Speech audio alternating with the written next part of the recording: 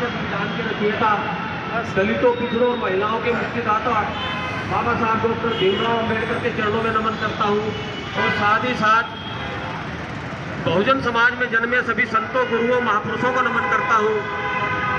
दोस्तों, भाइयों, बहनों, बच्चों, आज समय बड़ा पेचीदा समय चल रहा है। आज जो तेजपाल जी ने बताया कि 90% के लोगों के ऊपर 10% लोग राज कर रहे हैं, उसका कारण है, और उसका कारण क्या है? तेजवीर सिंह।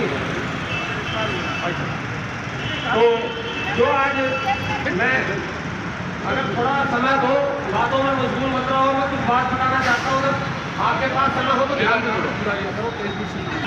2 मिनट में मैं अपनी बात को विराम दे दूंगा।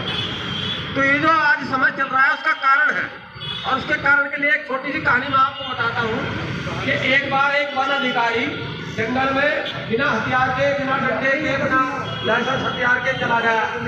तो जंगल में जैसे घूम रहा था वो, उसके सामने शेर आ गया। उसने कहा, भाई आज तो मेरा बढ़िया शिकार आ गया, मैं तुझे खाऊंगा। तो शेर ने कहा कि भाई तुझे मैं खाऊंगा। तो उसने वन अधिकारी ने कहा, तू मुझे खा नहीं सकता, मैं तेरे से ज्यादा ताकतवर हूँ, तू मुझे खा ही नहीं सकता। वन अधिकारी बड़ा होशियार था, उसने कहा तू मुझे खा नहीं सकता क्योंकि मैं तेरे से ज्यादा ताकतवर हूँ।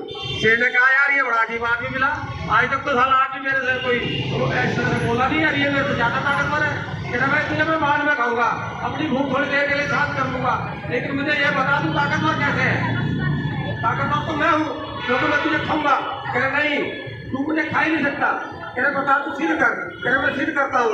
वो वन अधिकारी उसको जंगल थोड़ा सा दूर लेकर के गया, तो एक स्टेचू बनी हुई थी जिसमें एक शेर के ऊपर आदमी सवारी कर रहा था। तो देख, मैं ताकतवर हूँ इसलिए मैं तेरी सवारी कर रहा हूँ।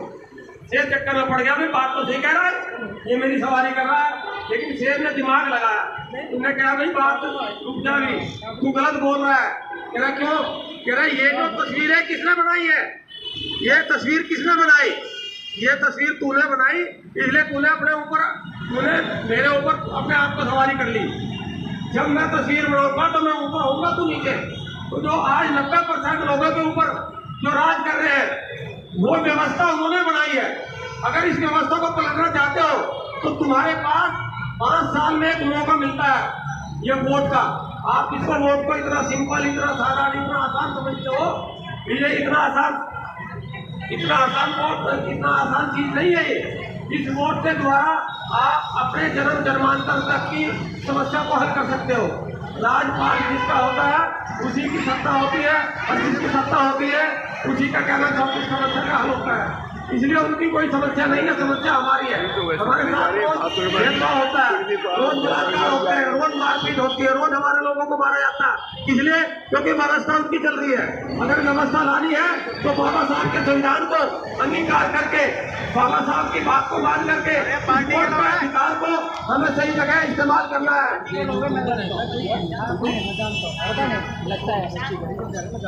तो दोस्तों, मेरा यही कहना है कि आपके जो रिश्तेदार है, जो दोस्त है, पड़ोसी है, जो परिवार के लोग हैं, उन लोगों को अगर आप सही तरह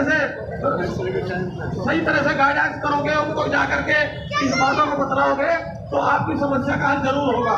क्योंकि आप कभी भी ये मत समझो कि हम कम है, हम कम नहीं है, हम 90% है।